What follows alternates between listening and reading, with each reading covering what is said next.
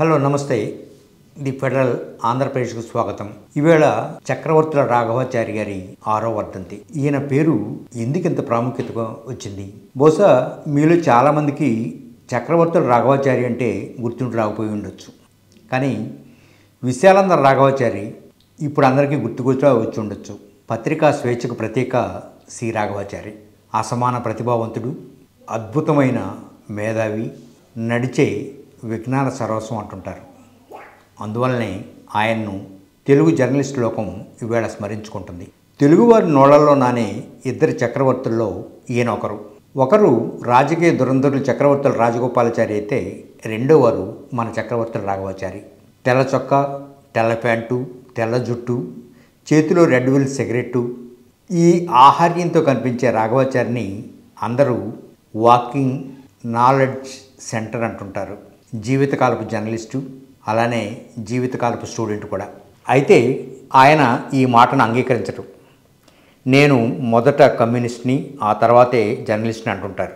రాఘవాచారి అధ్యయనం అపారం, వైవిధ్యభరితం కూడా. సంస్కృతం, తెలుగు, ఇంగ్లీషు, ఉర్దూ, తమిళం, ఆయన చాలా భాషల్లో ప్రవేశం ఉంది. అలానే చాలా వాటిల్లో పాండిత్యము ఉంది. భారత రామాయణాలు ఆయన కొట్టిన పిండి. మార్క్సిజం ఇక చెప్పాల్సిన అవసరమే లేదు.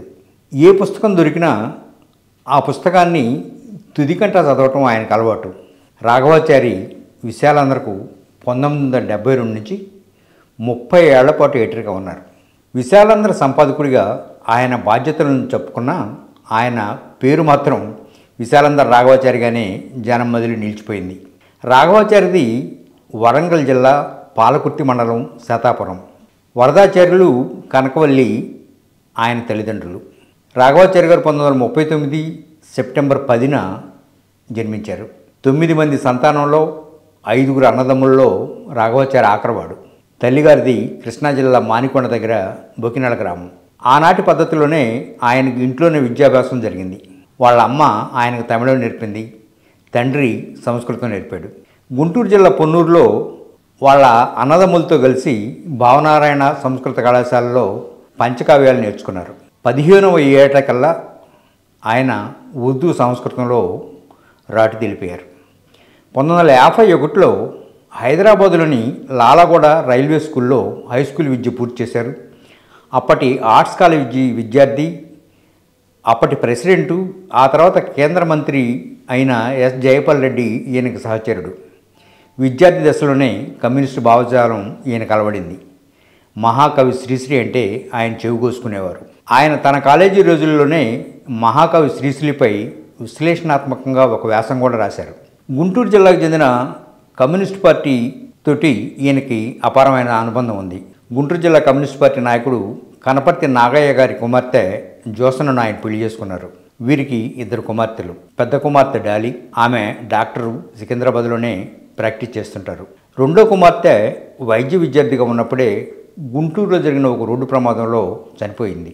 ఆమె మరణం రాఘవాచారి గారిని చాలా బాధ పెట్టిందని చెప్తూ ఉంటారు.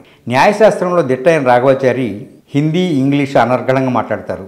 సంస్కృతంలో చదువుతారు, రాస్తారు, మాట్లాడతారు. ఆయన పలు యూనివర్సిటీలకు విజిటింగ్ ప్రొఫెసర్ కూడా. కానీ జర్నలిజం అంటే మహాప్రేమ. పేట్రియాటిక్ దినపత్రికకు విలేకరిగా ప్రస్థానం ప్రారంభించిన రాఘవాచారి విశాలాంధ్ర ఎడిటర్గా తన ప్రస్థానాన్ని ముగిస్తారు.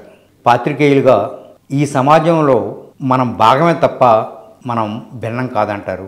అలాగే వినయం, విచక్షణ, వివేచన పాత్రికేయులు సొంతం కావాలంటారు. అలాంటప్పుడే వాళ్ళు వృత్తిలో రాణిస్తారనే హితవు పలికేవాళ్ళు. నేటి కొందరు జర్నలిస్టుల వెంతదూరాన్ని చూసినప్పుడు ఆయన మాటలు ఎంతటి అక్షర సత్యాలో మనకు అర్థమవుతాయి. పత్రికా స్వేచ్ఛ, విలువలు, ప్రవర్తన నియమావళి, సంస్కరణలు, పాలకుల ఆర్డినెన్సులు, అవాంఛనీయ ధోరణులు, గుత్తాధిపత్యం, ఇలా ఒకటేమిటి ఆయన అనేక అంశాలపై రాసిన సంపాదకీయాలు వెలకట్టలనివి. పత్రికా స్వాతంత్రం పేరిట యజమానులు చేస్తున్న అక్రమాలను ఆయన నిర్ద్వందంగా ఖండించేవారు. 65 ఏళ్ల పాటు విశాలాంధ్రను చదివిన ఆయన అదే పత్రికకు 33 ఏళ్ల పాటు సంపాదకుడు కూడా.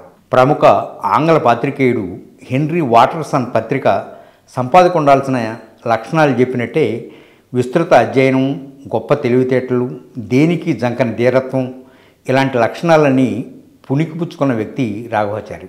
తెలుగువారి సామాజిక, ఆర్థిక, రాజకీయ, సాంస్కృతిక, సాహిత్య పరిణామాలకు ఆయన రాసిన వ్యాసాలు, ఆయన రాసిన సంపాదకీయాలు నిలువుటద్దాలు. ప్రామాణికమైన ఆయన సంపాదకీయాలను సి రాఘవాచారి మెమోరియల్ ట్రస్ట్ పేరిట గత 5 ఏళ్లుగా వరుసగా సంపుటాలుగా తీసుకొస్తున్నారు. ఇప్పటికీ సాహిత్యం, సంస్కృతి, కళలపైన ఒకటిచ్చింది.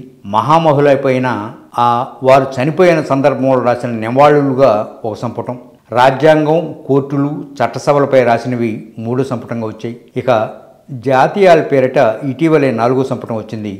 మరో సంపుటం కూడా త్వరలో వస్తుందని రాఘవాచారి మెమోరియల్ ట్రస్ట్ చైర్మన్ అయిన జ్యోత్స్న గారు చెప్పారు.